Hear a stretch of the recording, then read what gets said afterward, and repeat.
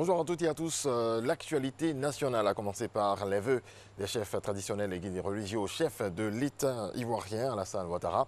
Des vœux de paix et de cohésion pour le pays. C'était le 6 janvier dernier au palais présidentiel au plateau. Mama Traoré. 2020, une année électorale. Une année que l'ensemble des Ivoiriens souhaitent passer dans la paix et la quiétude. C'est en substance le message que les guides religieux et les chefs traditionnels sont venus transmettre au chef de l'État lors de cette cérémonie de vœux de Nouvel An. Les hommes de Dieu et les gardiens de la tradition se disent également prêts à accompagner l'État dans ses efforts de maintien de la cohésion sociale et de l'avènement d'une paix durable. Excellence, Monsieur le Président de la République, soyez assurés de la constante disponibilité des rois et chefs traditionnels à vous accompagner dans la recherche de solutions efficaces et durables pour une Côte d'Ivoire de paix.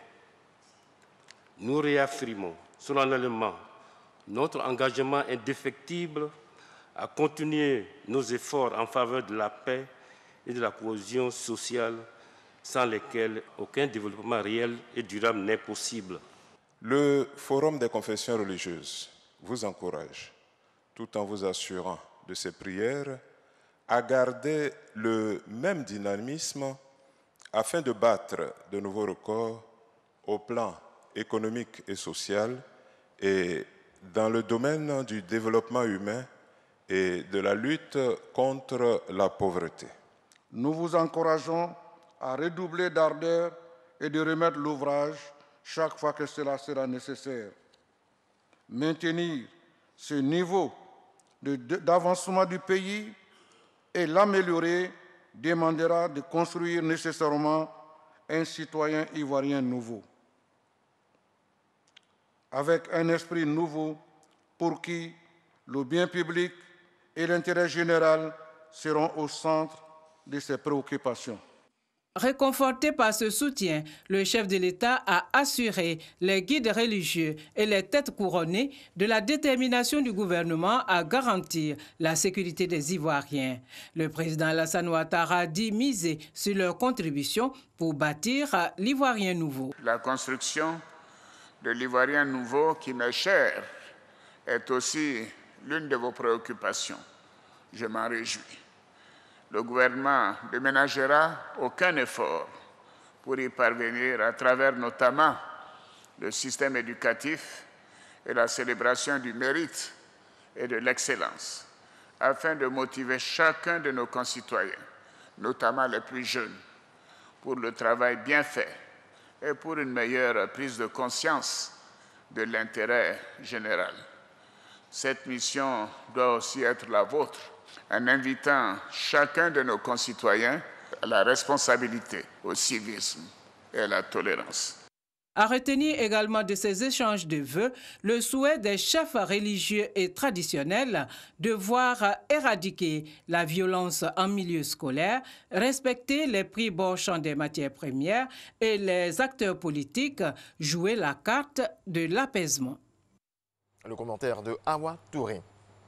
Les portes de la clinique médicale Grand Centre de Yopougon sont fermées pour une période de 30 jours. Fermeture décidée par le ministère de la Santé et de l'Hygiène publique. Le Grand Centre aurait refusé de donner des soins à un bébé malade sans au préalable avoir reçu sa caution. Des dispositions transitoires sont prises par l'établissement en vue de la prise en charge des malades déjà hospitalisés jusqu'à leur sortie.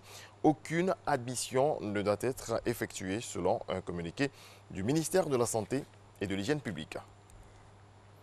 Parlons à présent de la bourse régionale. Les emprunts du Trésor public dénommés TPCI 035 et TPCI 036 ont connu leur première cotation sur le marché boursier sous-régional.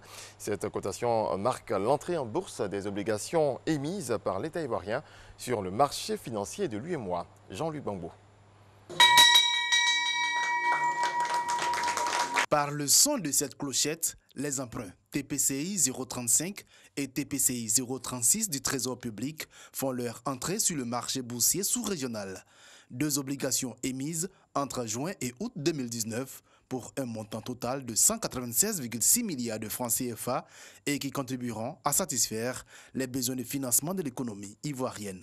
C'est une bonne nouvelle donc pour les investisseurs, car désormais, ayant une plus grande lisibilité sur l'endettement de nos États, sur l'efficacité de la dépense publique, ces investisseurs seront rassurés davantage sur la capacité des États de l'UEMOA à gérer les ressources et à faire face à leurs engagements. De 2012 à 2019, la capitalisation du marché des obligations à la BRVM a progressé de plus de 400%, passant de 832 milliards de francs CFA à 4 233 milliards de francs CFA, avec une forte participation de la Côte d'Ivoire. Voilà qui marque la fin de ce point de l'actualité. Nous reviendrons à 6h30.